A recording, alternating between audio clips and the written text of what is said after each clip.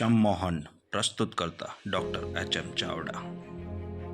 मेरे प्रिय श्रोताओं, आज हम बात करेंगे सम्मोहन की शक्ति और उनके रहस्यों के बारे में। आज मैं आपको सम्मोहन की रहस्यमयी और आकर्षक दुनिया में ले जाना चाहता हूँ। यह एक ऐसा विषय है जिसने सदियों से लोगों को चकित और मोहित किया है। सम्मोहन की जड़ें प्राचीन मिस्र, ग्रीस और भारत जैसी सभ्यताओं में मिलती है, जहाँ पुजारी और चिकित्सक ध्यान, मंत्रोच्चार और केंद्रित ध्यान के माध्यम से उपचार और आध्यात्मिक अनुभव कराते थे। 18वीं शताब्दी के दौरान फ्रांज एंटन मैस्मर, एक ऑस्ट्रियाई चिकित्सक, ने एनिमल मैग्नेटिज्म का सिद्धांत दिया।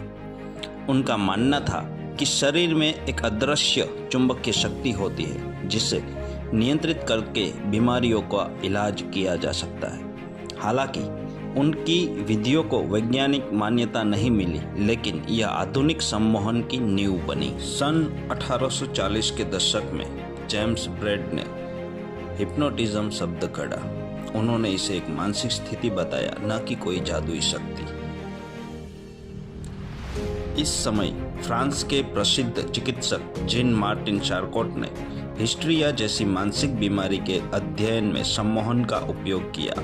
सिगमंड फ्रॉइड भी इससे प्रभावित हुए, लेकिन बाद में उन्होंने मनोविश्लेषण को प्राथमिकता दी। सन 1950 के दशक में ब्रिटिश मेडिकल एसोसिएशन और अमेरिकन मेडिकल एसोसिएशन ने सम्मोहन को चिकित्सा क्षेत्र में मान्यता दी। इसे दर्द प्रबंधन, मनोवैज्ञानिक समस्याओं और बुरी आदतों को सुधारने के लिए उपयोग किया जाने लगा। सम्मोहन या हिप्नोटिज्म एक मानसिक अवस्था है जिसमें व्यक्ति की एकाग्रता बढ़ जाती है, उसकी सजगता तेज हो जाती है और वह गहरे विश्राम की स्थिति में चला जाता है। इसे अक्सर गलत समझा जाता है, खासकर फिल्मों और स्टेज शो के कारण, जहां इसे किसी के दिमाग पर नियंत्रण करने का तरीका दिखाया जाता है, लेकिन वास्तव में इससे कहीं अधिक रोचक और वैज्ञानिक है। सम्मोहन नींद नहीं है और न ही इसमें व्यक्ति अपना होश खोता है, बल्कि यह एक गहरी ध्यान अवस्था है जहां मन अधिक ग्रहणशील हो जाता है। सम्मोहन केवल मनोरंजन के लिए नहीं है, इसका उपयोग चिकित्सा, मनोविज्ञान और आत्मविकास में किया जाता है। सम्मोहन का चिकित्सा क्षेत्र में दर्द प्रबंधन, बिना एनेस्थेसिया के सर्जरी और प्रसव पीड़ा को कम करने में मदद करता है। तनाव, डर, अनिद्रा और नशे की लत को दूर करने में सम्मोहन उपयोगी है। सम्मोहन आत्मविश्वास बढ़ाने, ध्यान केंद्रित करने और बुरी आदतों को छोड़ने और व्यक्तिगत विकास में हमें मदद करता है। सम्मोहन कैसे काम करता है? एक सम्मोहन विशेषज्ञ व्यक्ति को गहरी विश्राम अवस्था में ले जाता है, जहां उसका अवचेतन मन अधिक ग्रहणशील हो जाता है।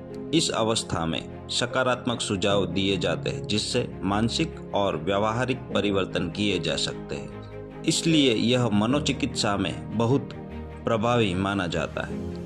कई लोग मानते हैं कि सम्मोहन में व्यक्ति अपना नियंत्रण खो देता है या सम्मोहन करता उसकी मर्जी के खिलाफ कुछ करवा सकता है, लेकिन यह गलत धारणा है। सम्मोहन में व्यक्ति पूरी तरह सचेत रहता है और उससे उसकी इच्छा के विरुद्ध कुछ भी नहीं कराया जा सकता।